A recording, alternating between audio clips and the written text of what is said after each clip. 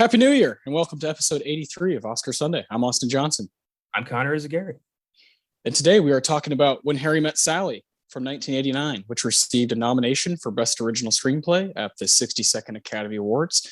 This is a film I've been kind of in love with for a long time. And Connor, I was glad to kind of show you this one. I know your relationship with the rom-com genre is not the strongest, but I think Nora Ephron, especially with Rob Reiner, is one of the ways you can kind of turn that around.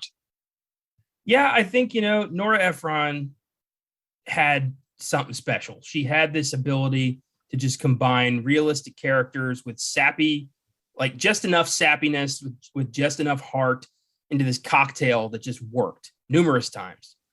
And yeah, I think I needed to watch some of her movies to finally at least start to kind of understand this subgenre. And here we are. Yeah, I think it's a genre that was thriving at this time, mainly because of people like Nora Ephron in the 80s and 90s. Definitely has had a weird life during the 2010s. There's some gems out there. I think one of the best rom-coms ever came out in 2017, The Big Sick. The movie's like unbelievable. A movie that I think should have been up for Best Picture type deal. It's just awesome. So there's those gems out there, but it was really thriving at this time. And when you have people like Billy Crystal and Tom Hanks and Meg Ryan at the forefront, these really good actors giving noteworthy performances, not just kind of phoning it in, it really helps it out. And I think When Harry Met Sally is at the kind of the peak of rom-coms, and is the one that you can always kind of look back to as maybe the GOAT of the genre. So I'm really excited to talk about it today. We're going to go through some individuals that have been nominated from When Harry Met Sally, some different people. There's only 4. Then we're going to look at the crazy 62nd Academy Awards, which is just a bonkers show with a lot of amazing movies were nominated that year. Overall, a good ceremony, but it just has that bad taste from the Best Picture win for Driving Miss Daisy. So I want to look at that stuff for sure. And then we'll give our own awards out. So it's gonna be a nice, easy first episode of Oscar Sunday for 2022. Really crazy to say that out loud. 2022. What in the world? And we've been doing this for about a year and a half. This show, Oscar Sunday, and we got some really, really cool stuff planned out for January. So stick with us. This episode at the end, we'll tell you what we're doing next week. And we also have a new show coming out this week, I believe on Fridays. It's the very first episode. So hang with us, get through this When Harry Met Sally action.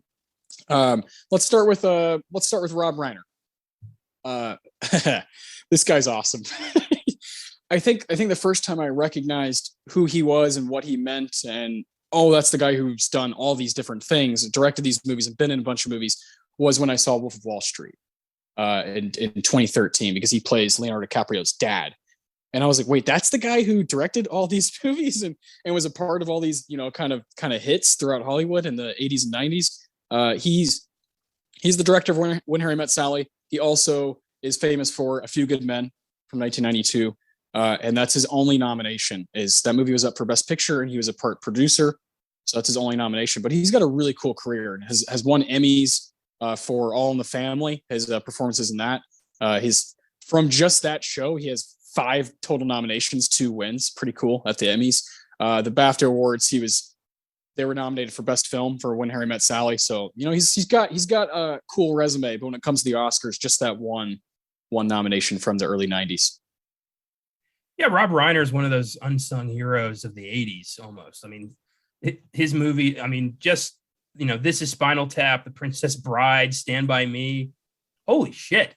And then into the 90s, you've got, A Few Good Men and fucking Misery. Yeah. What the hell? It's amazing. And he's a pretty talented actor too. He's kind of a versatile guy. And I love his career. I wish he'd had more Oscar attention. Yeah, I'm with you. Do you remember when you kind of put 2 and 2 together and figured out that this is the guy who's done all these different movies? When I watched This Is Spinal Tap for the first time, I saw the name and I'm like, I've seen that name. And then I watched Misery again and I'm like, oh, Rob Reiner. And then I watched The Princess Bride again, and I'm like, wait a minute, Rob Reiner. He just kept popping up in stuff I already loved once I was paying attention to names, and now he's in there forever. Yeah, I love it. He's so good in Wolf of Wall Street as the dad, and there's that one particular scene when he's confronting them about he's confronting Jonah Hill and Leonardo DiCaprio about all the money they've spent, and he's like, "What is this? What is this, Jordy?" And Jonah Hill's like, "Oh no, that was it's like clearly a service for strippers." He's like, "Oh no, that was a fancy dinner we had to do for a meeting." And he's like, "Don't fucking play me like that. Come on." I immediately was like, okay, that's the guy who's done all these amazing movies and been in a bunch of amazing movies and done TV work. He's just kind of a titan, and it's been around for a long time. He's a New Yorker at heart. You can feel it. And When Harry Met Sally, you can feel his connection to the city. You can feel his love for the city. And I would love to think that some of Billy Crystal's Harry Burns is part Rob Reiner, right? I think that's always true. Same with the Nora Ephron for Meg Ryan in this movie. So I love that. And of course, next we got to talk about Nora Ephron, who now passed away 10 years ago. She passed away in 2012 and was kind of fucking dominating for like 3 decades straight.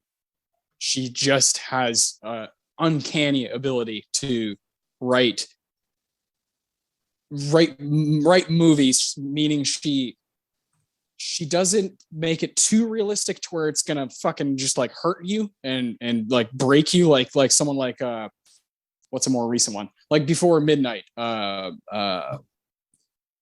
Before trilogy that Linklater did. All those movies are like just like pulverize you and you're like, oh fuck.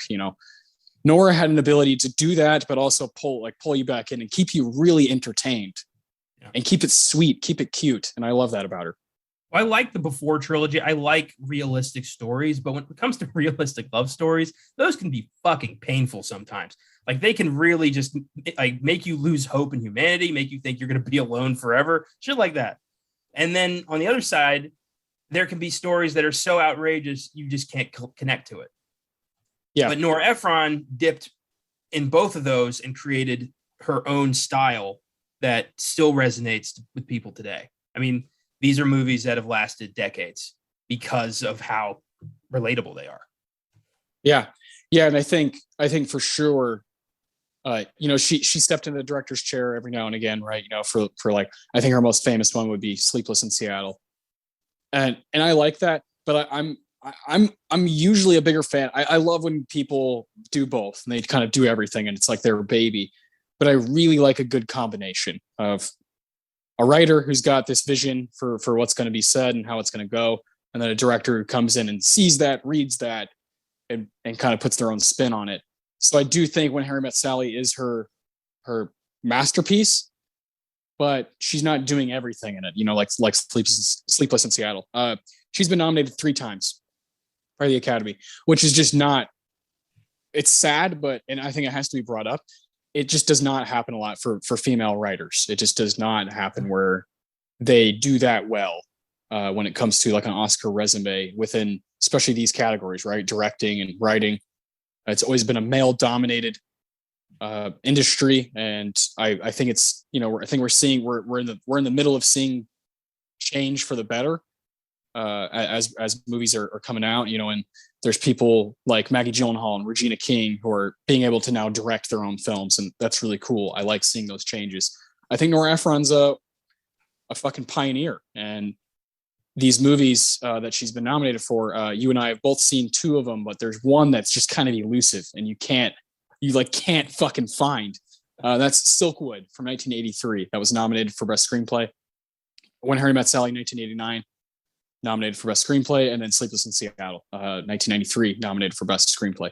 Silkwood, I gotta get to this movie. It's fucking Kurt Russell, Cher, and Meryl Streep. Like, come on. I gotta see this movie. I've heard great things about it. Its Letterboxd scores are pretty good. I don't know where to find it. I did find it. It's I can get it through Netflix Mail. So I have that coming in the next couple of weeks just so we can watch it. Beautiful. Thank you. Yeah, because I'm dying. I obviously want to talk about it on this show, but I need that closure. I find it weirdly hilarious that the movie is about like corporate espionage and we can't find it. Yeah, I know. And I was reading Letterboxd reviews and people kind of raving about it and talking about how exactly that, how the irony of that, it's nowhere to be found. It's not streaming anywhere. It's really hard to find on DVD. So that's great to hear that we're gonna be able to see it soon, because that cast is to die for. Like, holy shit! Assuming I can't wait. The mail truck doesn't like burst into flames randomly or some shit, or Netflix doesn't completely collapse. Who knows? Yeah, then we'll know. Yeah. Ah, fuck. These guys want Silkwood. Yeah. Yeah. The nomination for When Harry Met Sally, we're definitely going to talk a lot about that category because it's a fucking fascinating category, and I can't wait to talk about it later. But well deserved nomination. And Sleepless in Seattle, like I said, she also directed that one. This is well deserved, I think, too. Sleepless in Seattle. I don't like it as much as When Harry Met Sally, but it's cute, it's fun, it's endearing. It's not nearly as believable, in my opinion. It's a little out there, right? But it's still really cute. And you have Meg Ryan and Tom Hanks, who are just fucking wonderful together, and they take that to the next level in 1998's You've Got Mail, also written by Nora Ephron. That's a great movie. It's on HBO Max right now. She's just, Nora was crushing it in the 80s and 90s, and I love that we get to talk about someone like her right here on the show. Yeah, it's cool. She's a writer director I had not explored, and now that I've seen some of her like best work, I definitely want to keep looking. Sleepless in Seattle, you mentioned it was a little not too believable, and I don't think that kid would have made it all the way to New York without some adult asking a question. Exactly, right? Yeah. The kid's really young. He's pulling the strings of this thing, and it's kind of crazy. I felt really bad for Bill Pullman. I mean, he wasn't a bad guy. He just had allergies. Like, he wasn't a bad dude. Like, and she's like, I'm about to settle with this boring guy. I'd much rather marry the dude I've never met, who I heard about on a radio show that one time. Yeah. Like, I was standing up for him when he's like, I don't want to be with somebody who's going to settle for me. Like, yeah, you do you, Bill. Go find love. Let's go, Bill. Yeah. Pullman he's a fascinating actor, and we've had random moments where we've talked about him on Filmgazm. What was that like horror voodoo movie we watched that he was in? Serpent in the Rainbow. Yeah, I kind of liked that one. And of course, you and I, one of our most fun theater experiences together is when we got to see Spaceballs at the Alamo Drafthouse. Like, that feels like fucking years ago now. And when was that? It had to be 2019, prior to COVID happening and all that jazz. So much fun, and he's fucking great in that.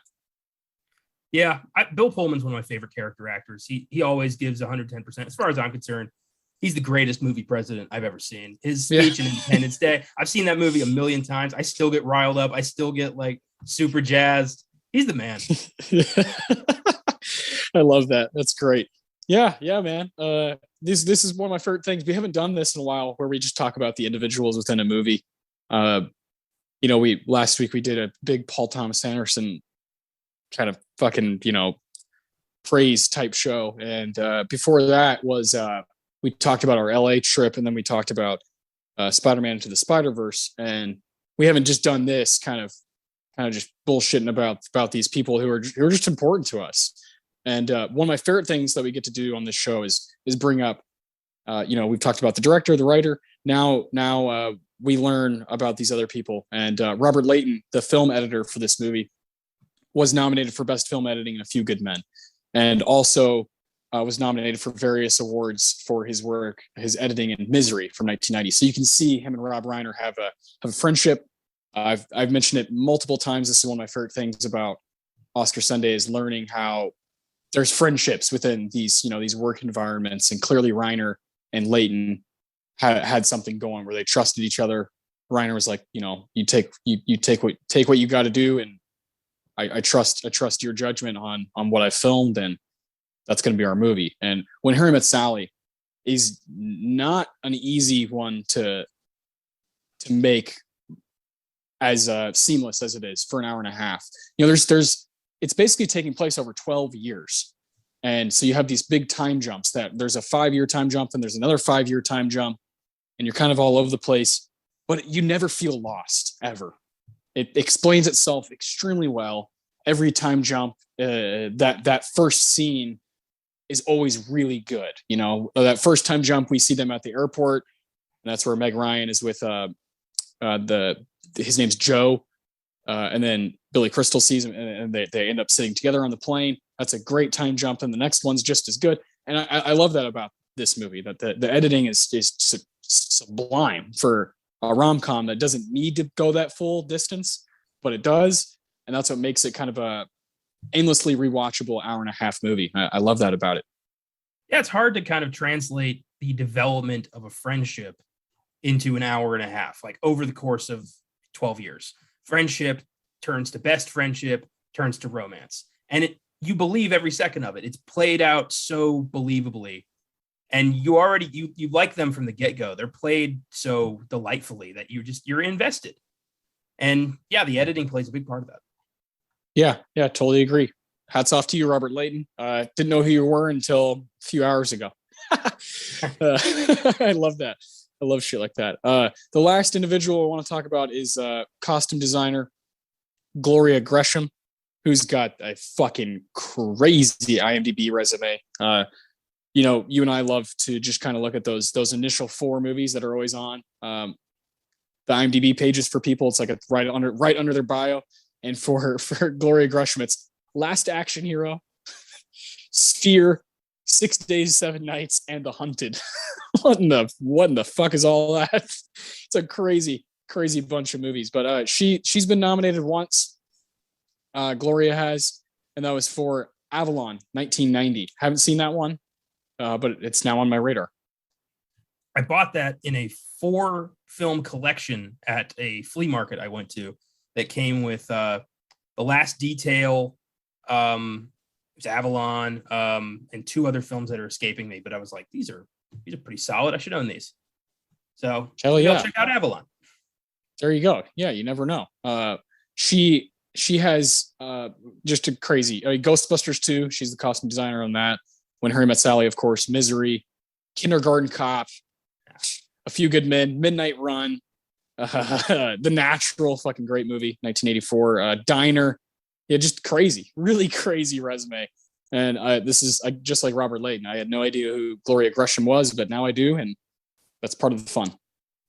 I imagine it's got to be harder developing costumes for like everyday people as opposed to like, say, Lord of the Rings. I imagine creating like believable costumes that like you would just put on a Tuesday has got to be just a bit harder than some like, you know, fantasy epic extravaganza. Yeah. I've always thought that too. I've always thought that doing something that seems current or modern just doesn't get near enough praise or recognition as dressing everybody up from fucking hundreds of years ago, which always gets the Academy's attention and is always what they, look at this, you know. And in fact, like, it bothers me when something like Phantom Thread, the only win it gets is costume design. Okay, cool, neat. You know, that's not all that movie is worth, you know, and that happens a lot with those movies where it's like, we don't want to give it something else, so let's just give it this, you know, it's this period piece, so let's give it fucking costume design, even if it's good. I don't always agree with that category. Sometimes they nominate movies that aren't even good, which I don't stand for. I don't like when the Academy recognizes. I think every movie that's nominated should be good, should be a good movie. It would be like giving a basketball player most valuable player when their team doesn't even make the playoffs. It's like, okay, but they weren't good, but this guy was really good. Who cares? They didn't do anything, you know? And I think a movie that's recognized at the Oscars should be a movie that's going to last a long time. Should be a movie that's worthwhile and worth rewatching and giving that conversation to. I've always thought that. It'd be like giving Suicide Squad a win for best makeup. Exactly. Even if the makeup is on point, doesn't matter. The movie's not good. Why even have it represented? Because I know a lot of people don't give a shit, but there are people who look back at this stuff like you and I I don't know how many of us there are out there, but you look back and you see these things and they kind of represent the years, mainly in American filmmaking. They represent the year, and I don't like when something like Suicide Squad, which was what, 2016, 17? 16. It belongs nowhere near like a top 100 list for movies from that year. So it's like, why even have it there represented when the product is shit? And that sucks. That's going to be one of the few Oscar winning films that Caleb and I are going to eviscerate on Beyond the Bat. Good, because I don't want to do it on here. God, no. We won't. No, God, no. It wouldn't feel right. No. We like to shout out movies that, like When Harry Met Sally. This is the only nomination is screenplay, right? And I feel very good about doing this movie because I think it's one of the longest lasting movies from 1989. And I don't think so. It is. People still really love this movie and really talk about it. But there are those Suicide Squads out there that just don't belong. They don't belong in giving it that time, giving it that respect. Yeah, it's a shame. It's a speed bump on the road of cinematic achievement. Exactly. Another speed bump in the road of cinematic achievement is the movie that won Best Picture at this show. The 62nd Academy Awards. Well, we're gonna break down the screenplay category for sure because it is awesome. But Driving Miss Daisy winning Best Picture over here's just the movies that were nominated for Best Picture: Born on the 4th of July, Dead Poets Society, Field of Dreams, and My Left Foot. That's obviously leaving out, in my opinion, the very best movie from that year, Do the Right Thing, Spike Lee's masterpiece. Leaving that movie out and then giving something like Driving Miss Daisy the win is just like tone deaf. It shows a lack of taste, a lack of what the culture actually wants and actually desires.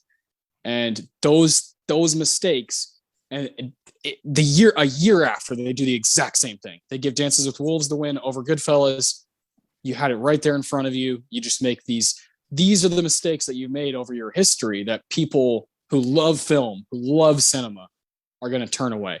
And just, who gives a shit? If they're going to give that award for the best picture of the year, which is already a ridiculous thing to say, that this movie's better than every other movie, because that's impossible, right? It's all up to your opinion. But to do it so wrong, 2 years in a row is really a shame. I think, outside of those movies, right after, is Silence of the Lambs, right after Dances with Wolves, which is a good, okay, we're back. We're in a good groove here, but you can't make up. You can't make up for mistakes like that.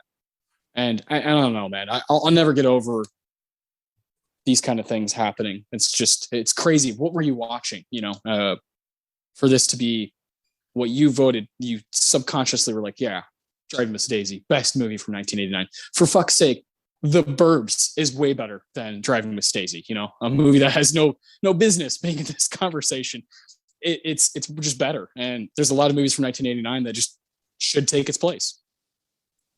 Yeah, well, we've learned over the course of the show that the Academy tends to watch like a 15-minute clip per movie. And I don't know if they've always done that. I hope they haven't. But if so, I'm sure I could find 15 minutes in Driving Miss Daisy that makes it seem like a best picture. If you're watching, poorly edited clips of the rest of these movies, it's all about context. And if you don't watch the whole film, you have no fucking context and you don't get to vote on anything. I mean, that just makes sense to me. Yeah, no, I totally agree. It's just sad. It's lazy. It's sad. And it's disrespectful to all the people out there who watch stuff endlessly and basically work their ass off to just see things, to just experience things, and go to the theater or whatever it means to get fucking Netflix in the mail. To have all these different streaming services nowadays to like make sure you see all these different things. And I've been tracking all the movies that I watched in December last month, and the amount of different things I used to just watch movies just because I want to was crazy. I was like, this is insane. This is insane. The amount of different things I'm using for, whether it was something I was rewatching for the Paul Thomas Anderson episode, or it was, I didn't see Venom in theaters 2 months ago. so I'm gonna watch it on Vudu. That's fucking nuts. That blew my mind. I didn't realize Venom came out in October, and you can already buy it. You can own that shit. Not even 2 months later. It's really, really crazy. So yeah, it's been fascinating to kind of figure out where we're at with all this stuff. And I know you and I just are always watching things. We probably both watch at least a movie a day. That's just how we're wired. That's what we do, and it's disrespectful to shut us down like that when these people don't even watch the whole film. Well, I mean, we churn out a lot of content on this podcast. Not once have I ever just watched 20 minutes of a movie and be like, fuck it, I'll wing it. Like, yeah, you put the effort in. You watch the whole thing, you have something to say. I mean, and we don't even get paid for this. Like, they represent the best of the year, and they're just phoning it in like that. That pisses me off. Yeah, no. And if I did make even a fucking cent, I would put it all right back into putting it towards the streaming services that we pay for. Fuck me. Like, that's just how it would go. But yeah, just a weird Best Picture group because of the movie that won. But overall, there's some great movies here. This is a good year for American films, and I think the Best Screenplay group represents that. I do think that this group is solid. Dead Poets Society, written by Tom Schulman, that won Best Original Screenplay. I mean, fucking A. I can't really argue with that. It's great film. Woody Allen's Crimes and Misdemeanors was also nominated. Do the Right Thing, Spike Lee. Sex, Lies, and Videotape, Steven Soderbergh, holy shit. And When Harry Met Sally, Nora Ephron. So this is just a cool-ass group of writers, of people that mean a whole lot. To have Steven Soderbergh, Spike Lee, and Woody Allen's names all next to each other is crazy. And Nora Ephron, the woman who could break into that group, and the winner, Tom Schulman. So it's a cool group. Do you think they got it right with this one? 100%. Dead Poets Society is a masterpiece. It was one of our first episodes. Yeah. And it 100% excels in its story and its characters. The screenplay is the heart and soul of that movie, and I'm very glad it won. Yeah, my vote would go to Do the Right Thing. That movie's just like flawless, and being just a fucking white guy who grew up in the suburbs of Texas, movies like that are like why they're made. This is how you learn about cultures outside of your own. And when someone like Spike Lee is up in your grill, like just fucking giving it to you, like you just have no choice but to just peel your eyes back, and you're like, holy shit, this is a masterpiece. That movie is wonderful, and we're definitely going to do it sometime soon on this show. That's for sure. I've always wanted to do that movie. That and Dead Poets are definitely, to me, the two best movies from the year overall. I have no problem with Tom Schulman winning. Like you said, Dead Poets, it feels like you think you're watching a movie that's based on a screenplay that's based on like an American classic novel. Like, it's that good, and some of the stuff that's being said in that movie, and the lessons you learn, and how it's kind of unforgiving, especially towards the end, right?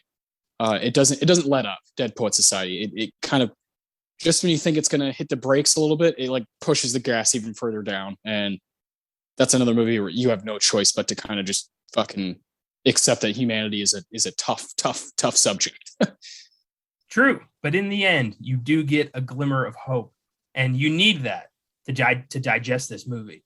Because it was just, he gets fired and like, that's it. What the fuck? But you've got Ethan Hawke's moment where he stands up to the faculty and supports him. That right there shows you that not everything's going to be okay, but something is. Yeah. And, I don't care about spoiling this movie. It's over 30 years old. It's when we see the student who commits suicide, when we see that happen, you're kind of like, oh God, it's not worth it, right? It's not worth it to go through all of that. And then, like you said, you have the scene at the end where multiple, Ethan Hawke stands up, "Oh, captain, my captain," and then multiple students are like, "Fuck it, I'm doing the same thing." As dark as it may be, if it's worth losing one person so that these other people actually live, it's very hard to stomach, very hard to process. That's why it's such a great movie. It doesn't allow you to just go to sleep right after. You're gonna be up thinking about it. You're gonna be thinking about all kinds of things. You're gonna be thinking about adolescence. You're gonna be thinking about what are we teaching kids in school? Should there be more freedom for teachers? And and then of course now, since 2014, watching Robin Williams at work is its own monster. And yeah, I get chills thinking about it. There's a reason. I think we did it like episode 9. We did it early in this show, and both of us were just kind of whoa. It was one of those first episodes we did where we were just raving about it. We didn't know what else to do.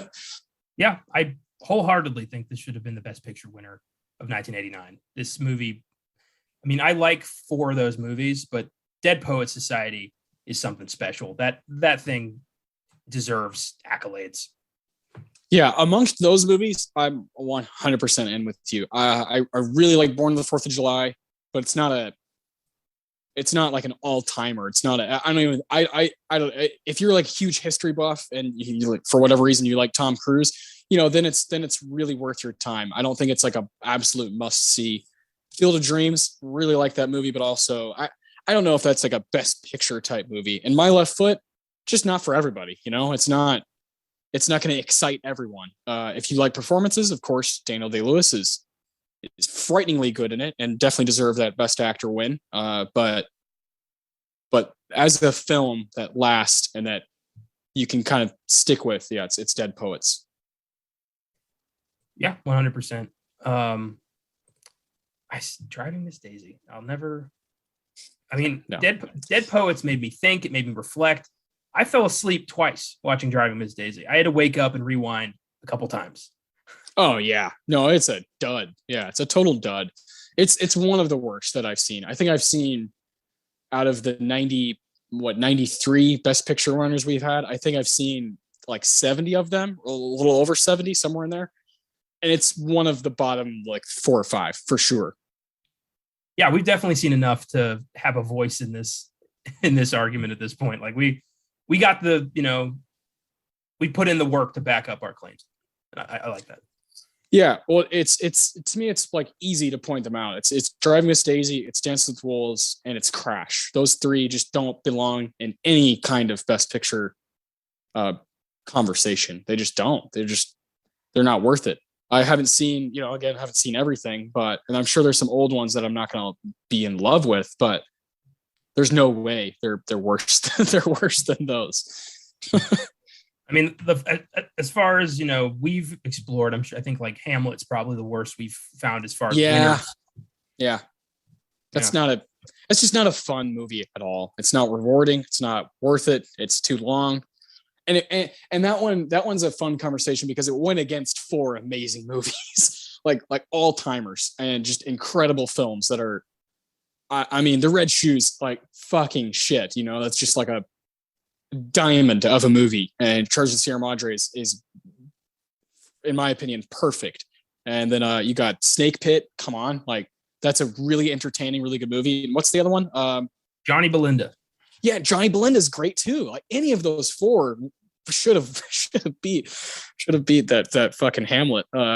Just a dud, just boring. Yeah, I think that's definitely right. Of what we've established on this show and have done like a Best Picture showdown type thing, I definitely think Hamlet's the worst of what we've kind of gone through. But we haven't done 1990.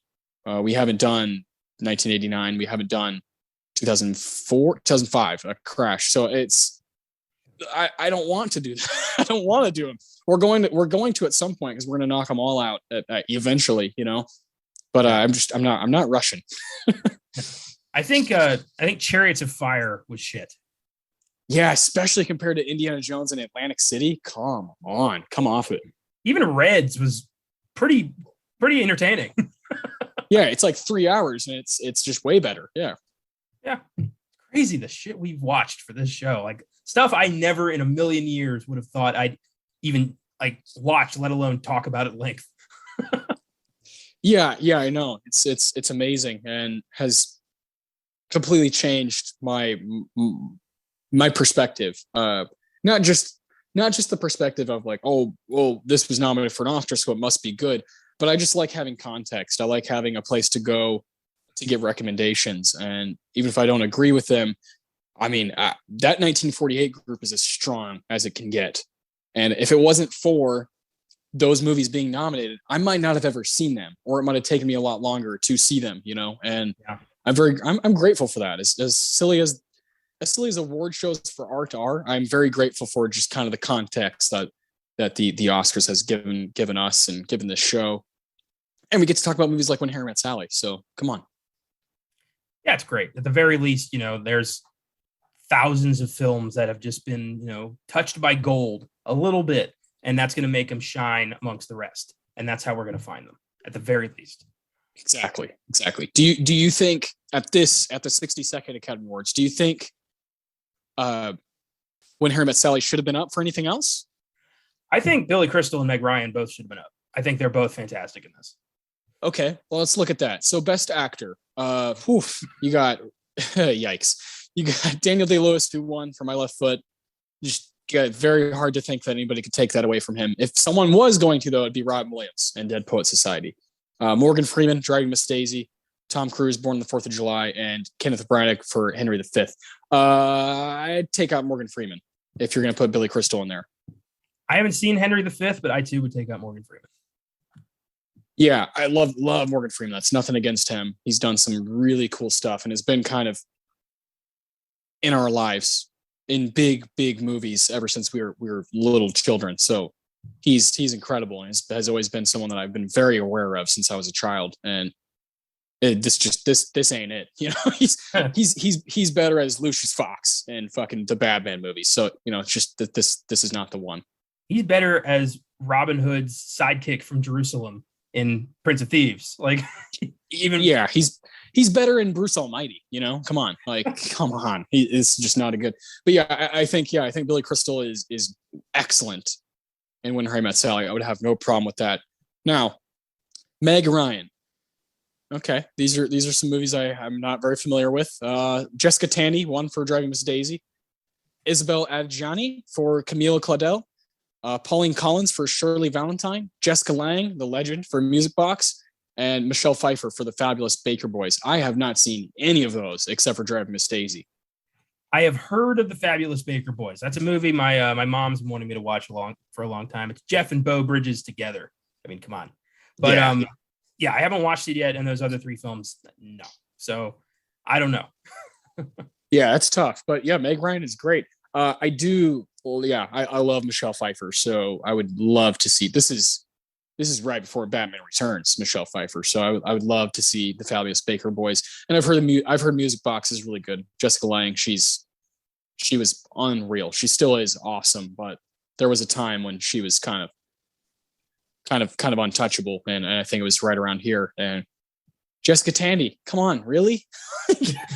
Seriously? This is ridiculous. I would pry that Oscar from her cold dead fingers and give it to Meg Ryan. Yeah, I have no problem with that. Meg Ryan is awesome in When Harry Met Sally. She has to go through a roller coaster in this goddamn movie. I would also like to point out that this episode introduced me to Meg Ryan. I'd never seen any of her work prior to watching When Harry Met Sally and Sleepless in Seattle for this episode. So now that I know what she's all about, I have some work to do. Yeah, and she's one of those actresses that had her moment and it kind of went away. She kind of lost it, lost this magical spark. Do you know why? Yeah. She got a lot of plastic surgery. Fucked with her look, and that was kind of it. Yeah, that's really sad, because she was kind of like this titan. And then all of a sudden, it can happen, right? It can happen depending on what decisions you make, and it can be on the screen or off the screen, like in Meg Ryan's case. Yeah, that bubble can pop at any moment. A career is incredibly fragile, especially in this industry. Yeah, you guys are doing Batman and Robin, right? Beyond the Bad. Yep, that's our debut on Friday. I think some careers in that movie were sort of deterred. That fucker was a water gun that just popped a shit ton of bubbles. I mean, good God. Arnold and Clooney, they could survive it, but Chris O'Donnell, Alicia Silverstone, no. Yeah, I'd say mainly Silverstone, right? She was supposed to be this just monstrous performer that was on the rise, and one decision, one bad role can change the world. It's like in School of Rock when all the kids rally around Dewey Finn, Jack Black's character, and they're like, "Hey, remember what the Sex Pistols said? One great rock show can change the world." In this case, one bad movie can change your whole life, and that's just crazy, you know. And that's really sad that for Meg Ryan, it wasn't really her work. It was something she decided to do off the screen. Which is a shame that like she gets plastic surgery and now all of a sudden like she's unhireable. Like I highly doubt that was it. I'm sure there's got to be some other factors that kind of damaged her career. Plastic surgery, maybe she was difficult. I don't want to speculate. But I'd like to look into that because like Renee Zellweger got plastic surgery. She looked completely different. And then she won an Oscar for Judy. So I don't know. I'm sure there's more to this story. Yeah, Zellweger, they love her. The Academy they can't get enough Renee Zellweger. I never in a million years would have thought she'd be a 2-time winner. Yeah, which is just weird. It just doesn't, I don't know. It just doesn't make sense with how many amazing performers there's been who haven't won or haven't been nominated. And she's got 2 of them bad boys. Like it's just not easy to do. You're in rare air, you know. Not a lot of classic actors even have that, you know. I mean, someone like fucking Humphrey Bogart doesn't even have that, you know. Like that's kind of crazy to me. Yeah, it's fucking weird, and especially since she's all right. You know what I'll say to her? She's not that good. She's everything I've seen her in. I've been pretty underwhelmed. I mean, I liked Judy, but that was mostly because I really like Judy Garland. As far as I'm concerned, anybody could have played that role and I would have been on board. But yeah, she hasn't really impressed me all that much. And I just, someone up there likes her. Yeah. I don't really know what it is because I'm with you. Judy, yeah, good stuff. You know, I'm with you. I just was fascinated to see a movie about Judy Garland, especially because we had both done a lot of work through this show and through Filmgazm, just learning about Judy Garland and watching her movies and falling in love, especially with her performance in Judgment at Nuremberg, and just being kind of enamored by her story and how dark it was and all those things. So yeah, I'm with you. Anybody who does that, and like Renee Zellweger, her like acceptance speech was fucking bizarre. And it looked like she didn't know what to do like at all, and it was just weird. And that's just not. You know, when someone wins, like when Daniel Kaluuya won for Juice and the Black Messiah, and he goes up there and gives this awesome speech, and it's like totally off the wall and totally original. You know, it's like completely him, and he's like, yeah, man, yeah. He has his London accent going, and you're just like, oh, that's cool. It's kind of fitting because this guy's popular, everybody likes him, he's good at his job.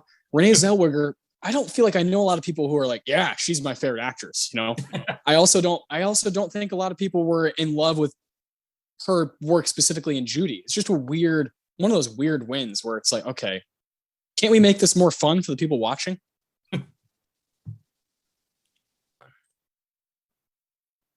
funny you brought up Daniel Kaluuya's speech because I actually thought he was a little rambly and off his rocker because he seemed so jazzed by the fact that he won that he just couldn't kind of. He was trying to make a point, but he didn't quite get there. No. Yeah, it was kind of like Joaquin. Joaquin clearly had like thousands of things to say, and he hit him, but it was like he was more just like, "Fucking hey, man, I'm up here," you know, and this is happening. This is a moment. I like when that happens. I like Cuba Gooding Jr. when he won. He just started losing his mind. That's way more fun to watch on TV and be a fan of than Renee Zellweger just kind of like, "What are you talking about?" One of my favorites was when Eddie Redmayne won for The Theory of Everything. And he went up there and not only he got it from Cate Blanchett, who's like one of his good friends in the industry, but he had a moment, like he tried to be all cool and composed. Then he went like, oh my God, I can't believe I got an Oscar. Like he had a moment of like, holy shit. Yeah. I like when they're human like that, you know? Yeah. It's cool. Like you I'm sure as a performer, you're striving for more than just getting an award. You're striving to leave lasting work. But to be recognized for it has to feel good, you know. It's got to be a nice feeling to go up there and people liked what you did. Yeah, that's got to be a good feeling. Yeah, I mean, to become, you know, an Academy Award winner, that carries significant weight in terms of legacy. And that's just, you are forever attached to this, group now. And you're in, the same league as, Ingrid Bergman and Clark Gable and like these iconic figures of the industry. You are now part of that party. So that's got to mean something. Yeah, funny you bring up Ingrid Bergman. I had just mentioned Humphrey Bogart because I love how Casablanca is referenced in When Harry Met Sally multiple times. Yeah, so I love cool. how their opinions are constantly changing on, who would you end up with, Victor or Bogey, and depending on where they are in their life, that answer is going to be different. I like that because it shows, character growth. It's a very smart way of showing character growth. Yeah, very cool. I loved that. I love that bit. Thought it was amazing. I hadn't seen When Harry Met Sally in a few years. Actually, a couple years. The last time I watched it was in 2019 because I was doing a top 5 list for the site from 1989 because it was movies that were, I did one for 89, 99, 2009. I was trying to do all those years that were hitting anniversaries. And I did 89, and When Harry Met Sally barely made my I think it was number 5. And 4 or 5, I can't remember. And that was the last time I watched it. And I caught those things, of course, but I didn't. Now I'm like enamored by moments like that because I love Casablanca. I cannot wait to do it on this show one day. That's going to be one of the coolest Best Picture showdowns. But if I recall correctly, that is one of the years where there's like 9 films. There's I like think 15 films. Yeah, so with those, there's just no way we're getting to all of them. We'll do what we can, we'll watch as many as we can, but there's going to be some of those old years where we can't access all of them, and that'll just be how the cookie crumbles. I hate when they don't do 5. I hate that now in modern Oscar history, it's all 8, 9, 10. It's like not even, they don't even choose 8 or 9 or like keep it at a number. They've been all over the place for the past like decade and a half. I hate that. Yeah, it's felt a bit like a popularity contest over the past few years, and that sucks. I like the exclusivity of 5. 10 is too much. Yeah, I totally agree. Wow. Oh man, I could go on about this stuff all day. I know. I know it's not the most exciting stuff for some people, but if you're listening to a show called Oscar Sunday, you probably have some of the same complaints we do, right? That's how I kind of view it. Like, we're not here to, impress. Like, if you're listening to this show, odds are you also have thoughts about the Oscars. You also care about this shit. So, there it is. Yeah. And I love it, man. I actually have been thinking a lot about, the next Oscars are not until April, I believe, like April, like late April. So yeah, we got a lot of time to kind of catch up on stuff and watch everything that's nominated and whatnot once those nominations come out.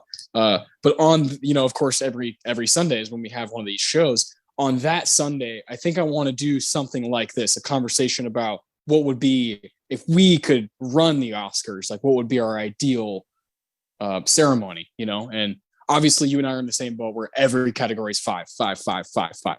That's just the way it is. Now, what about animated movies? 3 or 5? 5. There's plenty of competition these days. I agree. Yeah. I agree. I think, yeah, especially now, right, where they're churned out like nobody's business. Well, I also wouldn't exclude like the DC animated movies. Some of those have like compelling arcs and beautiful screenplays and amazing animation, but like they don't even get the time of day. So I would throw those into the rotation and consider all animated films within the year, not just a window of release, the year. I'm with you, man. I think that's just cooler, right? Is to not just make a category and here's your little gimmicky 3 movies, but actually represent it well because it is an awesome category. I think what will be fun is we pick a year between 2009 and like 2020 that has these 10 nominations and rework the Oscars in our image. Rework the ceremony in our image. That'd be fun. Yeah, I would love to do that. Yeah, I want to do something like that where we're kind of reshaping what would be our dream. Because, I think I don't say this a lot about a lot of things like just to give kind of an example, a TV show, if it's like a singing competition show and they leave it up to America to decide who wins, I've always thought that to be a little weird.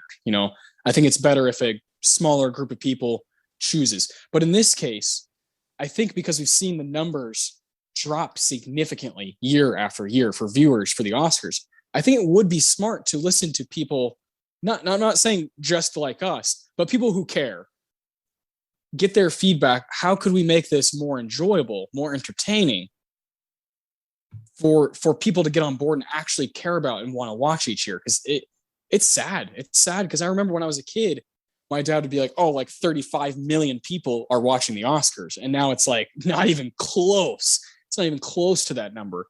This past one was sad. And Steven Soderbergh directed it. I would think that those things would help. But I do think listening to the people who give a shit about Oscars history and about how the show looks and how it's represented, I think we should have a say in how it goes down. I'm not saying we should choose all of the nominees or anything, but we should choose how exactly does the show work? How many nominations are in a category?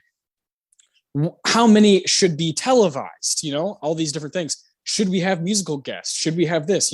How many presenters should we have? I think those things really matter for the flow of a show. Because let's be honest, man, like you and I love this shit, but sitting down for 3 hours is just not ideal for most people. I mean, you can watch fucking Lord of the Rings, Return of the King in that amount of time, or you can watch a bunch of rich people go up on a stage and be like, and the winner is, I think there's a way to kind of meet in the middle and make it a more entertaining overall show. And then more people will get excited about it. I would hope. I think first off, you got to nix the goofy shit, which they've already kind of started to do. Like when Ellen got everyone pizza that one time, that really pissed me off. I've thought about that. Every time I watch a movie that's involving the Oscars, I think of Ellen getting everyone pizza and being like, what a fucking waste of time this is. So thankfully, they've already started going down that road by kind of avoiding the host thing for the past few years, which is nice. But also the presenters shouldn't have that much to say. I think you don't need to hear that, film editing is such an important part of filmmaking. Like we know that. You just reword that every single year. We don't need that shit anymore. Just say the nominees and fuck off. Yeah. And instead of, and God bless some of these people, like if when Regina King went up and she's like just going on and on about, I'm like, okay, I love her to death, but I would rather have fucking montages all fucking night of the movies from the past year, just to get me riled up, to give me those goosebumps that I love when I watch clips from movies. That's just better use of your time. That's another thing they've been kind of abandoning over the past couple of years. I love when they're doing the acting categories, especially when they show a little clip of the performance, just so you can get the gist. I love that bit, and they've been taking that away. So yeah, and it's just a still shot of Anthony Hopkins. It's like, no, let me see Anthony Hopkins fucking scream. Like, why are they here? Why did they get this nomination? We need to know. I know we saw the movie, but we need a refresher. And there's something about, I know for me from past experience, especially before joining the Filmgazm team in 2018. Before that, there was a lot of movies, not a lot, but there are definitely a handfuls each year that I just missed. I didn't see for whatever reason.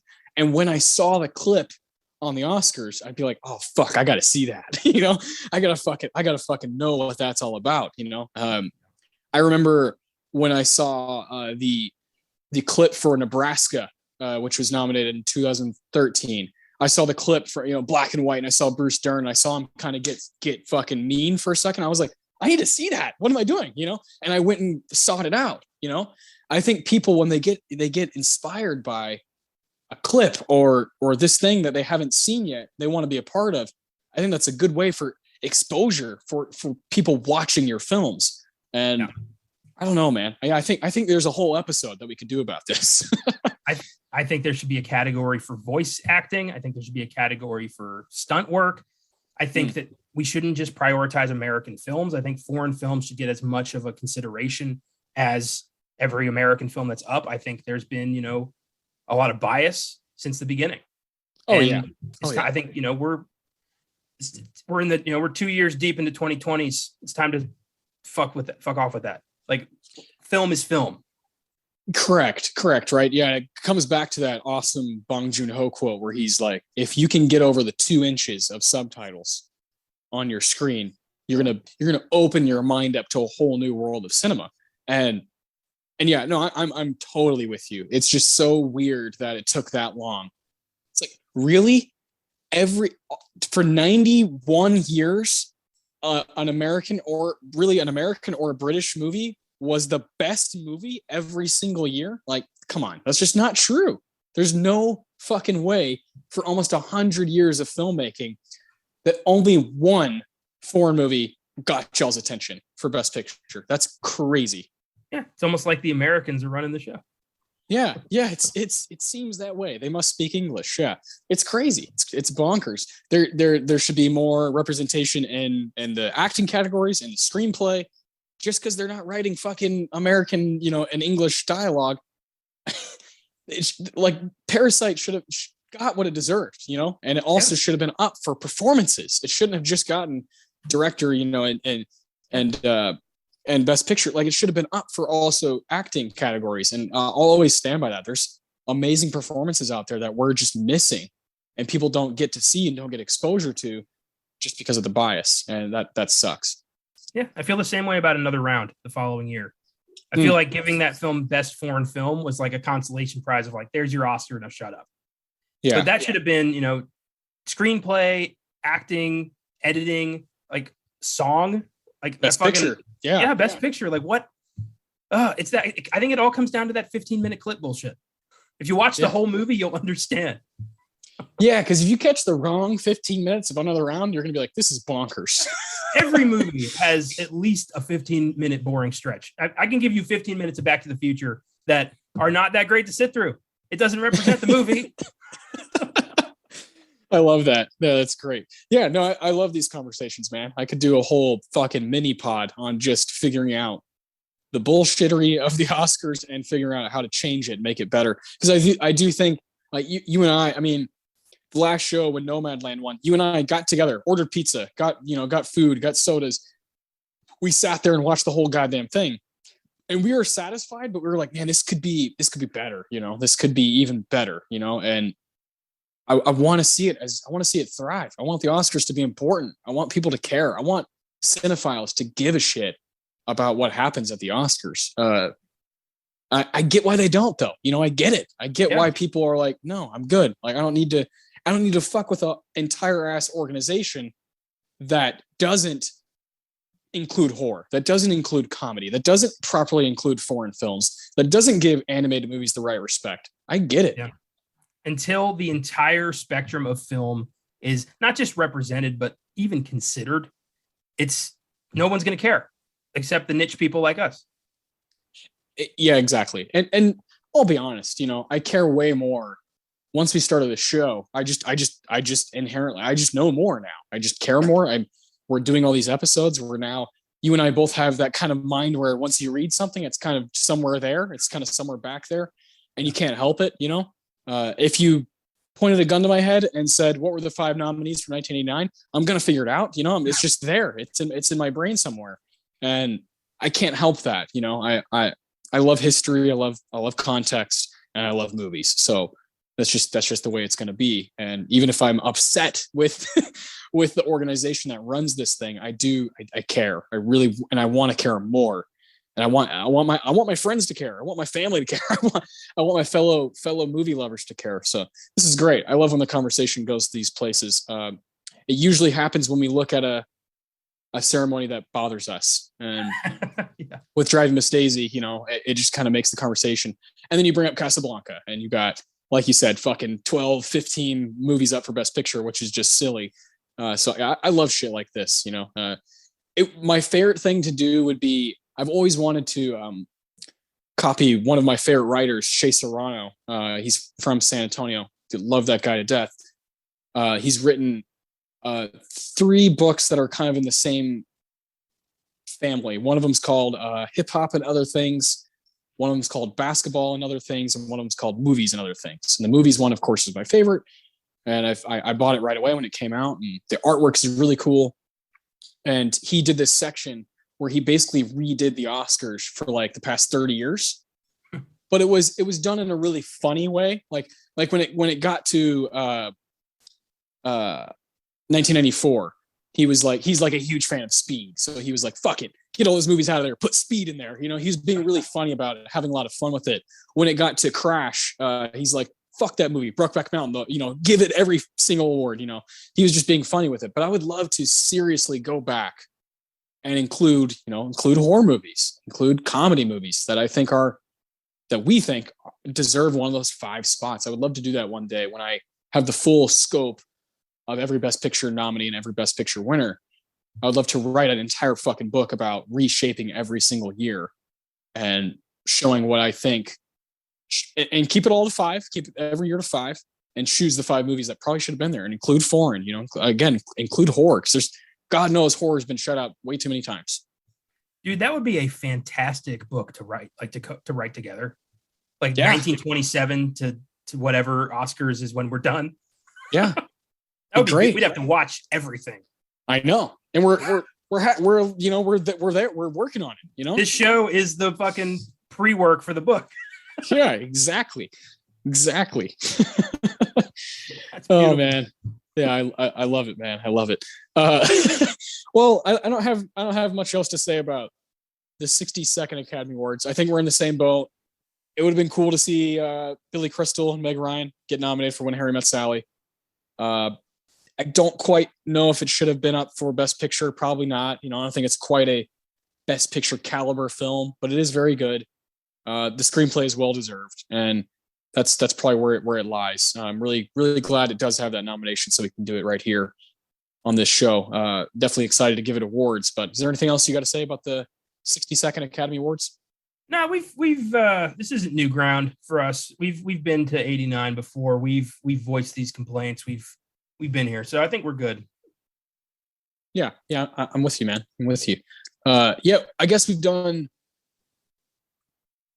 Has it just been Dead Poets? Have we done the other 1989 movies? I feel like we have. Me too, for some reason. Yeah. Do a quick once over. No. Yeah, I guess it is just it was just Dead Poets. Yeah, we must have just really had a lot to say. That was a long time ago too, man. We did that early. I swear that was like we had done a really cool run at the beginning where we did like fucking Whiplash, Dead Poets, and On the Waterfront, something like that. It was like those 3 were right around each other, and I was just in heaven, you know. I remember that. Hell yeah, man. Hell yeah. All right. Well, let's focus in on When Harry Met Sally and give it some awards. You know, it's gonna be fun to properly talk about what we love about this movie. Again, I love when the conversation just takes its own route about the Oscars, because that's what we love to do. But on this show, you know, if you've been with us before, you know exactly what we're doing here. We got the Quentin Tarantino Award for the best quote or best line of the movie.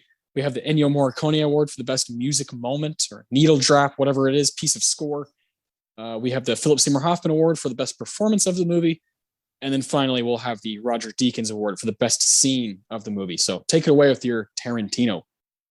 My Tarantino is a big ass monologue from Billy Crystal that happens right after he sees his ex-wife at the Sharper Image store and starts bottling up a lot of shit. Yes. And goes back to his friend's place, Jess and Marie, and they're arguing about a coffee table. And Harry explodes. And the following is what he says. Right now, everything is great. Everyone is happy. Everyone's in love, and that is wonderful. But you got to know that sooner or later, you're going to be screaming at each other about who's going to get this dish. This $8 dish will cost you $1,000 in phone calls to the legal firm of That's Mine, This Is Yours. Please, Jess Marie, do me a favor for your own good. Put your name in your books right now before they get mixed up and you won't know whose is whose. Because someday, believe it or not, you'll go 15 rounds over who's going to get this coffee table. This stupid wagon wheel Roy Rogers garage sale coffee table. Then he storms out and Carrie Fisher whispers, I just want you to know I'm never going to want this coffee table. Oh, man. Fucking flawless. Yeah, the wagon wheel Roy Rogers coffee table. Yeah, I chose that exact same one. Ah, I love that. I wrote down that the angry speech, and then I wrote down the nice one from the very end of the movie. So I'll give that one my Tarantino, because yeah, my favorite part of the movie is from the screenplay. I love. Imagine how fun that was for Nora Ephron to write. Like that's, and to give it to Billy Crystal, this guy who's just got this endless fucking charisma. He's so good. I love when what's their names, Marie and Jess is like, he's like, I thought you liked that table. I was being polite. Like, I was trying to be nice, you fucker. I love during Harry and Sally's like apology hug outside. Jess just walks outside holding the fucking wagon wheel. He's like, don't say a thing. So good. It is an ugly table. It's horrible. Yeah. God. Great stuff. Yeah, that's definitely the winner of the Tarantino. But the sweet little bit at the end when he finally, and this is kind of why we chose it for the New Year's episode, right? There's multiple scenes. There's Christmas and New Year's, and the holidays are very much used within this film. And at the end, the biggest scene when he decides, oh, I love this girl. This is when he finds her, and he goes to this party where he's severely underdressed and just pours his heart out. And Harry Burns says, I love that you get cold when it's 71 degrees up. I love that it takes you an hour and a half to order a sandwich. I love that you get a little crinkle above your nose when you're looking at me like I'm nuts. I love that after I spend the day with you, I can still smell your perfume on my clothes. And I love that you're the last person I want to talk to before I go to sleep at night. And it's not because I'm lonely, and it's not because it's New Year's Eve. I came here tonight because when you realize you want to spend the rest of your life with somebody, you want the rest of your life to start as soon as possible. Fucking beautiful. It really is. Has any speech in history ever personified love better than that? No, it's stunning, because I think I was watching this with Brianna, right? And my fiance, and she wasn't like locked into the movie, but like when this scene came on and he starts doing this, I just looked at her and I was like, I have my own version of this, And I think everyone who legitimately falls for someone who's like, oh my God, I don't want to live without them. I think everyone has something like this to say. I think it's something along the lines of this. And I think vice versa, whether it's the male saying this or the female pouring their heart out like this, I think the other person's also got a bit of that, like, fuck you, man. Like, you make it so hard to think about anything else, And that's how Meg Ryan responds. She's like, Sally responds, I hate you. Like, you make this so difficult because I do love you, you fucking bastard. I love that honesty about them too at the end, where he's like, but you can't resist me, like you can't help it. Like you feel the same way, and they kiss, and then, we have the happy ending in the movie. So this movie has a couple ways that it could be, I don't want to use the word better, but it could take the out of like, life is hard. Life is really hard. It's very, very hard to find someone to love. It could do that. But it takes the kind of cute, fun way out, and I'm okay with that, because it has those moments throughout the story that are tough and that are really hard to swallow, really hard to process. Like the scene when they're at the baseball game, and he's explaining while they're doing the wave, while Harry's explaining. It's fun the way he's wording it, the way he's saying it, but it is tough. He's talking about how his wife is always. She says, I don't think I've ever loved you. I don't think I've ever been in love with you. And like those things are scary when you give your heart to somebody and you give up your life to spend it with somebody. Not give up your life, but you make those sacrifices, right? That's hard. That's really hard to jump in, to dive in like that. I think this movie has stuff in the story, in the movie, that makes it gritty and hard. And then it has this really cool ending where it's like, hey, you can go to sleep tonight. It's going to be okay. And I love that about it. I think it could have taken different routes, and I'm usually one of those people who wants it to be the really tough, hard one where, oh fuck, everything's fucked. You're screwed. But I do like when sometimes a movie sticks the landing like this, and I think this one does really well. I think people would hate this movie if they didn't end up together. Yeah. I think if it ends with them sleeping together and their friendship destroyed forever, this is one of the most despised films in history. You need them to end up together because you put in the time. You've fallen in love with them too, and you need this to happen. Yeah.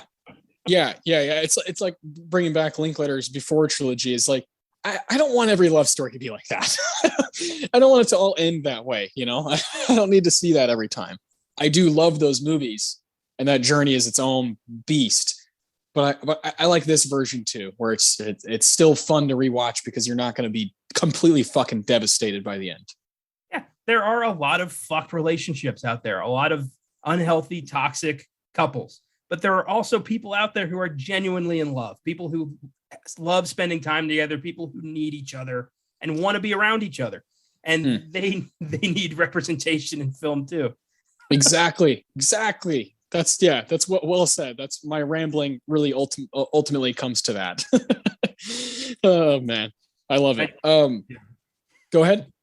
I just wanted to say on top of that, the New Year's Eve scene, I do love the epilogue where they're talking about their wedding and she had they had the coconut cake with the chocolate sauce on the side. So good. I love that. I love that. I love that first scene when they go to eat together when they're driving back from Chicago.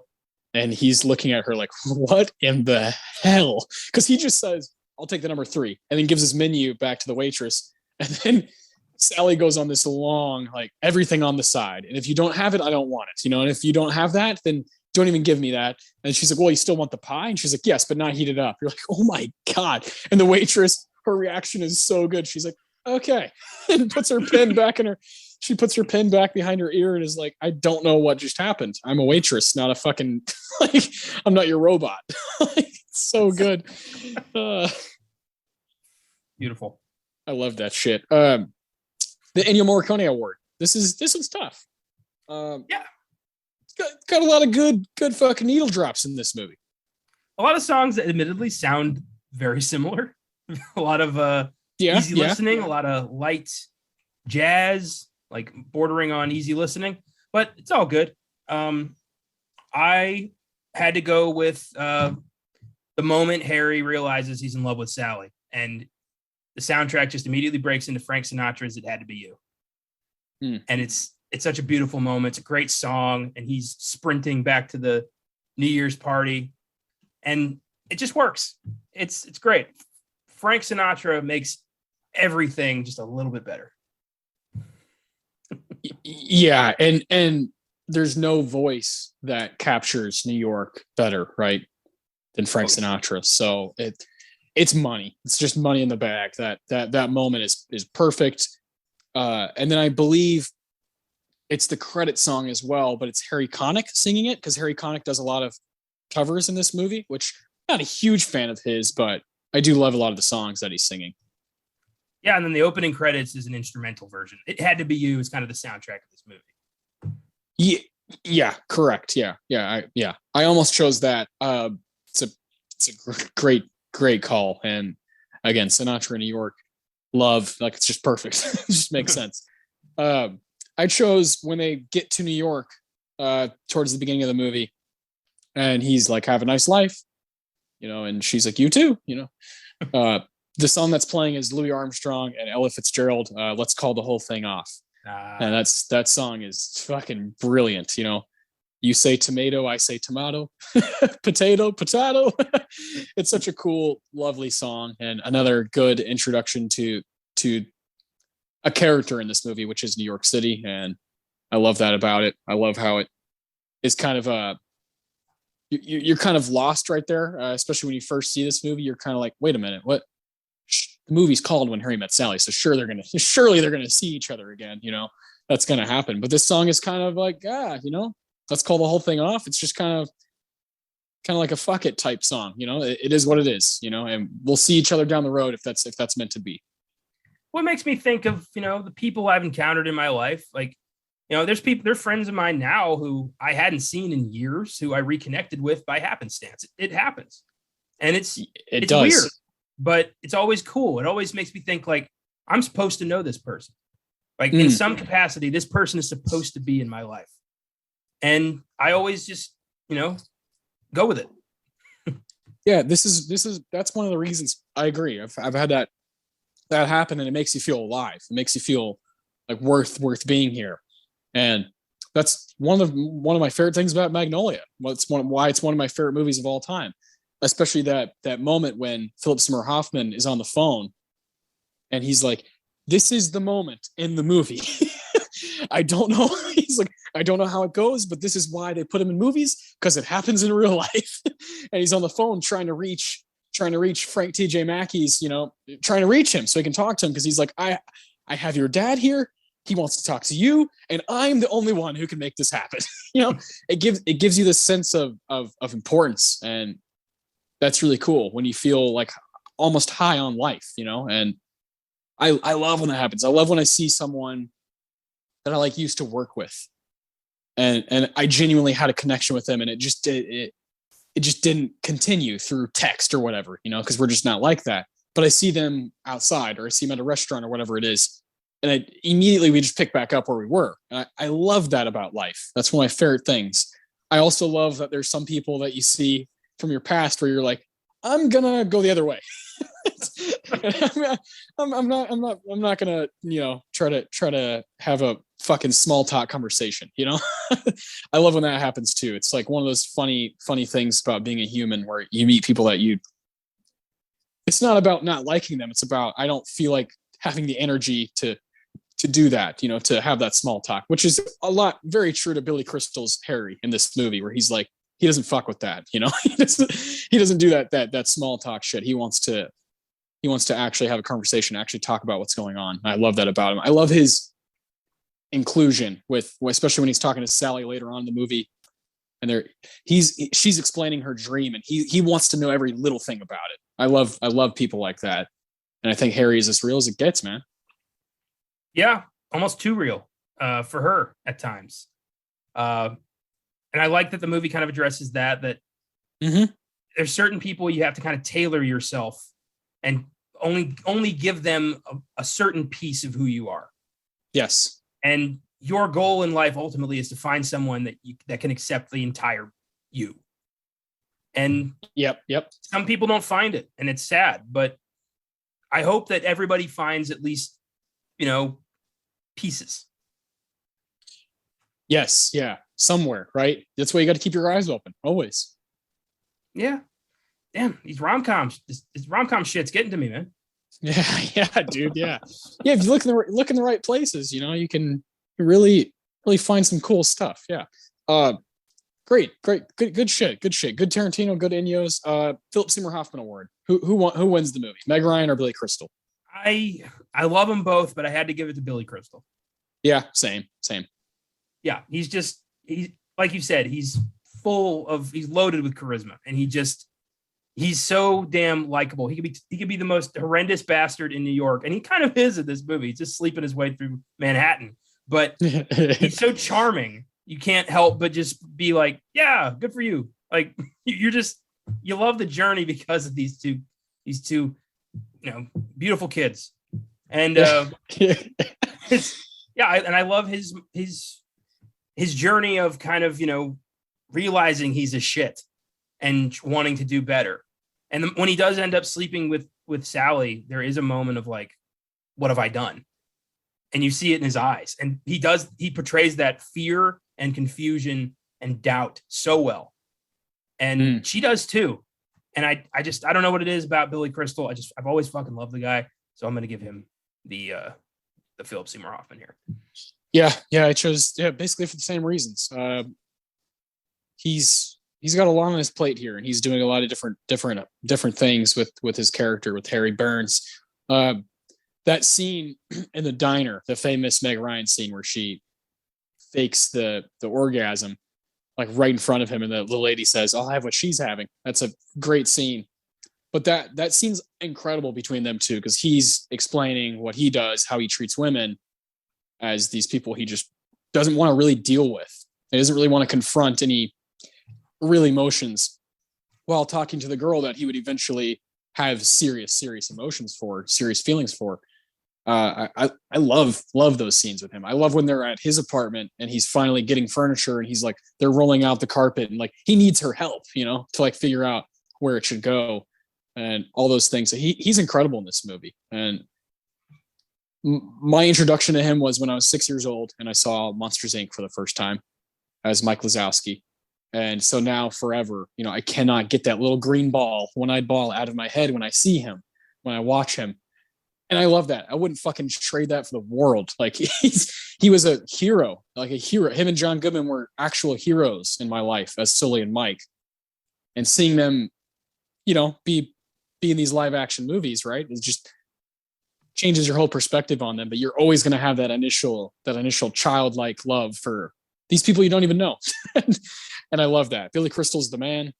This is honestly probably the only time we'll ever really get to talk about him on this show. And it's just he's not going to come up all the time. He's not one of those guys who's just going to show up on Oscar Sunday, all the time. Like someone like fucking Jimmy Stewart does, or Denzel Washington, or Daniel Day-Lewis. These are guys that we've had tons of conversations about. So I love getting guys like this every now and again that mean a whole lot. I can think of at least 4 Billy Crystal movies we could do on this podcast. So he'll be back. Monsters Inc., City Slickers, Throw Mama from the Train, The Princess Bride. We got options. He'll be back. We got options. I just don't know when they're going to be. Monsters Inc. was probably my intro to him as well. But I did see The Princess Bride really early on in my life. And he plays Miracle Max, the weird little wizard man in the woods who brings Wesley back to life with the chocolate pill. And it's such a great scene. He really, he's great. So I don't know where it started, but I've kind of just always loved Billy Crystal.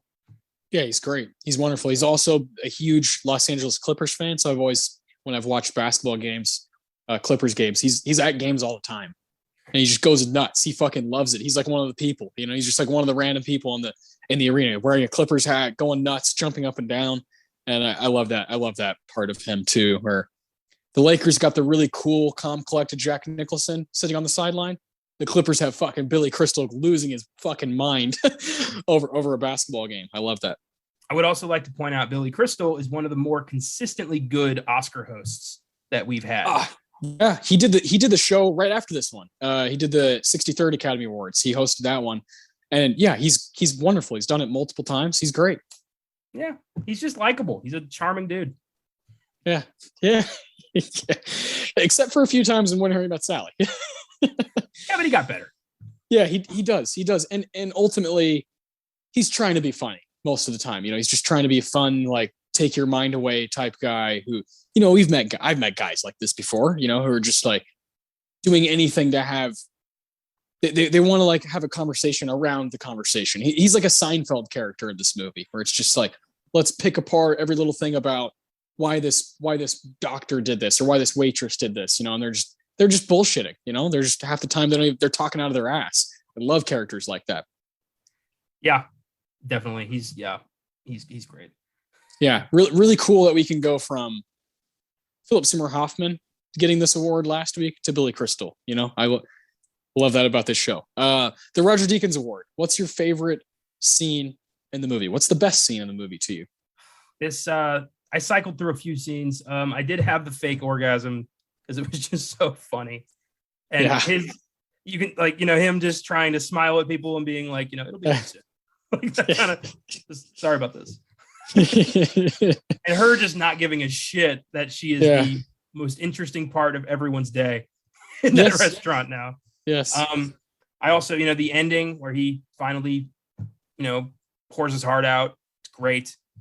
But there was one scene that I didn't expect to be so funny, and it was the double date setup.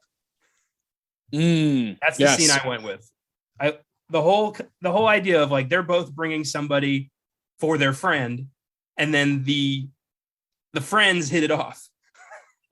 Yeah, and I love that. For me, the scene is the part of the scene that made it was right when they're both talking to their respective friends. It's Carrie Fisher and Bruno Kirby, and they're each saying like, "Look, yeah, you can hook up with their friend, but don't do it tonight. Wait a week. They're very vulnerable right now."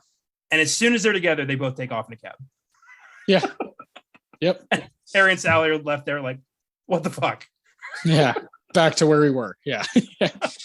Yeah. I was just like this. That was great. I like the comedic timing was great. I love seeing Carrie Fisher in that kind of a role. And yeah, it was perfect. Yeah, we haven't really talked about either of them yet. Carrie Fisher is wonderful in this movie. From the first scene when it's the three girlfriends hanging out and they're talking about like guys they've hooked up with.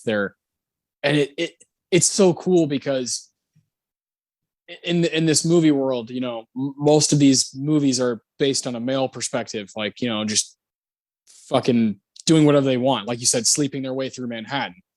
That scene is like, to me, fucking empowering. It's these women who are just like, fuck it, he's married. I don't give a shit.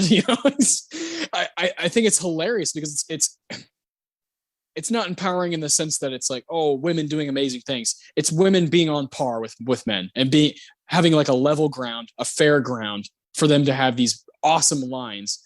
And that comes back to Nora Ephron writing the screenplay. Nora Ephron being in control of these characters and what they're saying. That's a big fucking deal when you have a female perspective, in the director's chair or writing the movie.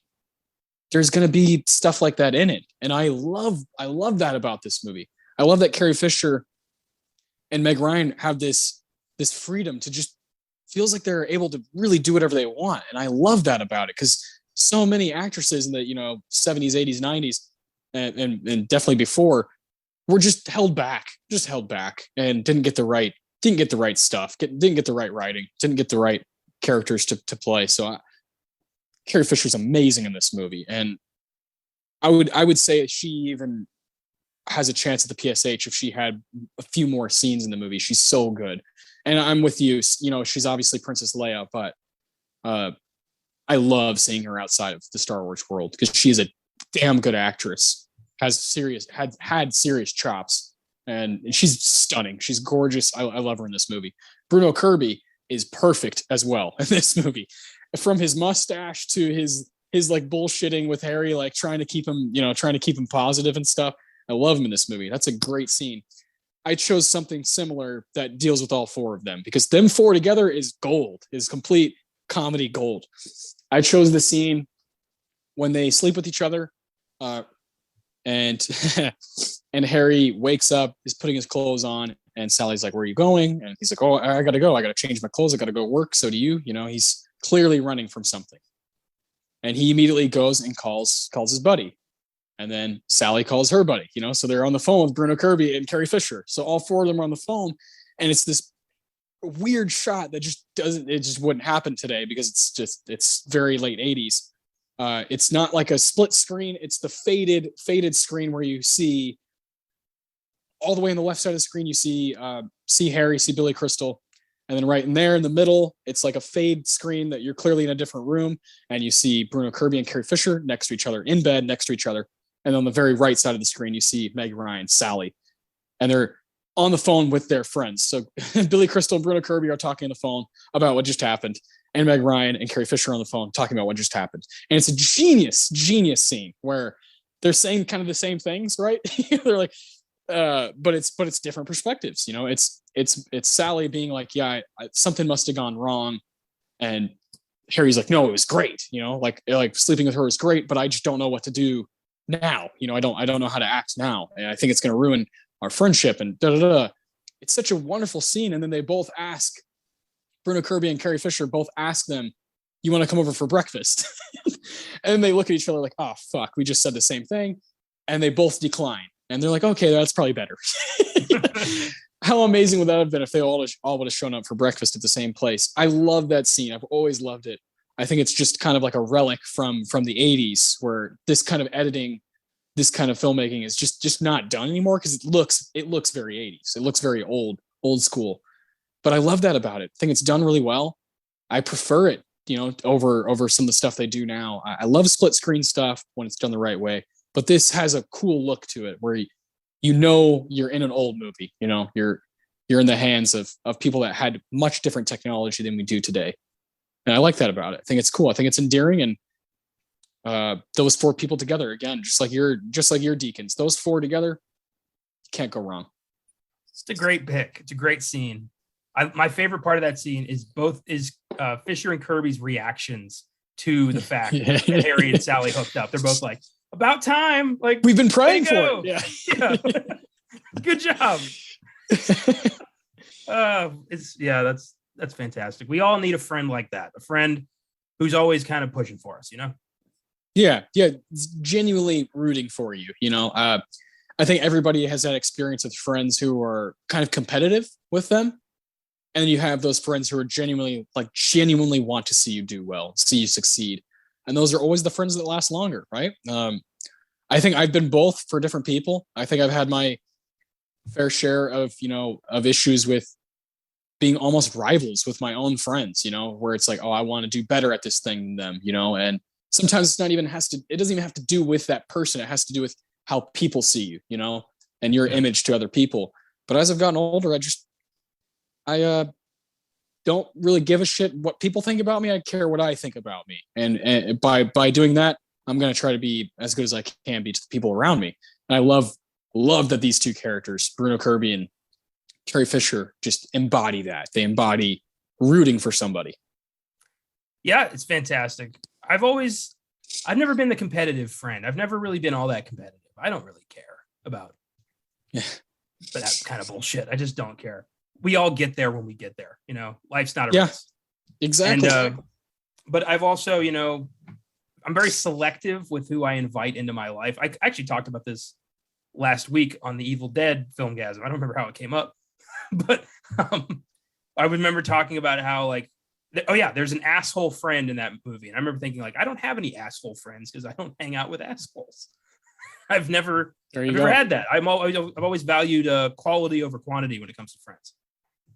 Yeah. No, I'm with you. I think smaller, tight, good circles is better than massive circles that don't really mean a whole lot, for sure. Yeah. This is a good, insightful episode. Yeah, went to a lot of places, had a lot of fun. Talked a lot about the Oscar history and what we would change about it. Got to talk about rom-coms for, I guess, the first time ever on this show. Very cool. I love it, man. Well, I guess back in the day, the Oscars were really fond of, musical, comedy, romantic films, that kind of stuff, but not so much in the past 30, 40 years. Well, it was Hollywood. I mean, that's what sold. They were easy to make, and people wanted to see them, so they just churned them out. I'll always be grateful to Hello Dolly for killing that industry, destroying it. Yeah. Yes. Me too. It's just not my bag. That's great. Yeah, this is a lot of fun. But we got some really cool shit happening this week. Tomorrow, first sneak preview of 2022.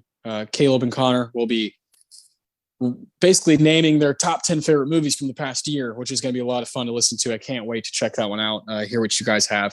I would jump on there, but if we did 30 movies in one episode, yeah, it's too much. We've I done also a haven't 3-hour seen episode enough. Yeah. Yeah. Leave that to the No Way Homes. I also have not seen nearly enough movies compared to other years from 2021. I wasn't going to the theater a lot. Wasn't really jazzed about a lot of stuff that was coming out. I do love some stuff, but like the Licorice Pizzas and the French Dispatch and No Way Home, but I'm just not as well versed as you guys are in more movies. Well, here's the thing. Also, first year of sneak preview, I was biting off way more than I could chew. I was seeing way too much. I was trying to fit everything I could into the span of about 3 days a week. And that includes, theaters, Netflix, Prime, HBO, Disney Plus, everything. So for most of the year, I was just, I wasn't chewing my food. So this year is going to be a lot different. This year is going to be way more focused on what I actually want to see and what I actually want to talk about. So I've got 126 movies to choose from to make this top 10. Yeah. I have like 40 maybe. Yeah. Fuck that. Yeah. That's insane. That's gonna be really cool though. I can't wait. That comes out tomorrow. I'm really excited to listen to that. That'll be your 53rd episode on sneak preview. That's just bonkers. It's basically the year anniversary. We started at the very beginning of January 2021. So gonna be very cool. Then on Wednesday, episode 170. Fucking hell. Of Filmgazm is Killer Clowns from Outer Space. That's going to be great. I imagine that's you and Josh, or you and Caleb? Probably me and Josh. Caleb might jump in as well. We'll see. Cool. But when I sent the notification to the group that the book had given us Killer Clowns, Josh sent back a video of the fucking cotton candy gun from the movie that he just has on his shelf. So he likes this movie. Yeah. Expect Josh to be bringing the pain on that one for sure. That's going to be awesome. Oh man. And then Friday, January 7th, first episode of Beyond the Bad, Batman and Robin. We cannot wait to unleash the show on you motherfuckers. It's going to be like the evil stepbrother of Oscar Sunday. Connor and Caleb are going to be choosing movies, giving like negative awards out to it. I can't wait to listen to this shit. It's going to be so cool.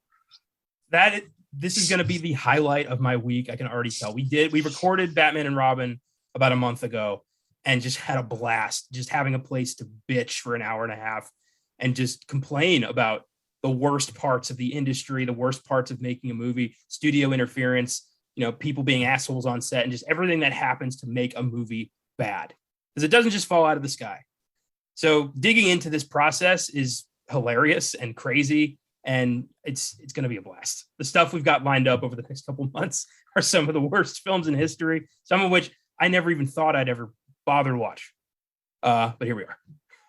Hell yes. I can't wait, man. It's really cool. It's going to be fun to have a proper fourth show added to the mix, and one that Caleb can just make his own. Can't wait. So please, if you're going to listen to anything this week from Filmgazm, that's the one that you should definitely circle on your calendar. Check that one out. It's really cool. And then next week on this show, oh boy, Connor and I, both of our birthdays are in January. Yours is January 12th. Mine is January 31st. So we both like to pick movies that are like very dear to our hearts for Oscar Sunday. So Connor chose for next weekend The Shawshank Redemption from 1994. Good God. It's the number one rated movie on IMDb. It was up for 7 Oscars at the 67th Academy Awards. Didn't win anything, which is completely bonkers in my opinion. It was up for Best Picture, Best Actor in a Lead Role, Morgan Freeman, Best Screenplay, Adapted Screenplay, Frank Darabont, Best Cinematography, Roger fucking Deakins, Best Sound, Best Film Editing, and Best Original Score, fucking Thomas Newman. So we got a lot of really cool motherfuckers to talk about next week. I'm sure we'll look at that Best Picture group that is very fascinating. You got Pulp Fiction and Shawshank, these two movies that have lived forever. Lion King came out that year.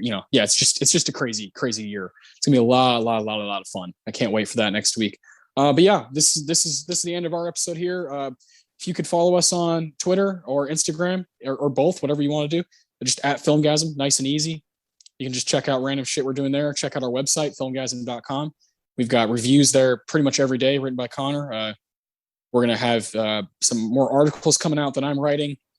We're going to try to do some more stuff on the site just to have more places to go for people who love movies. So thank you for listening, and we'll see you. Well, hopefully we'll see you tomorrow for sneak preview.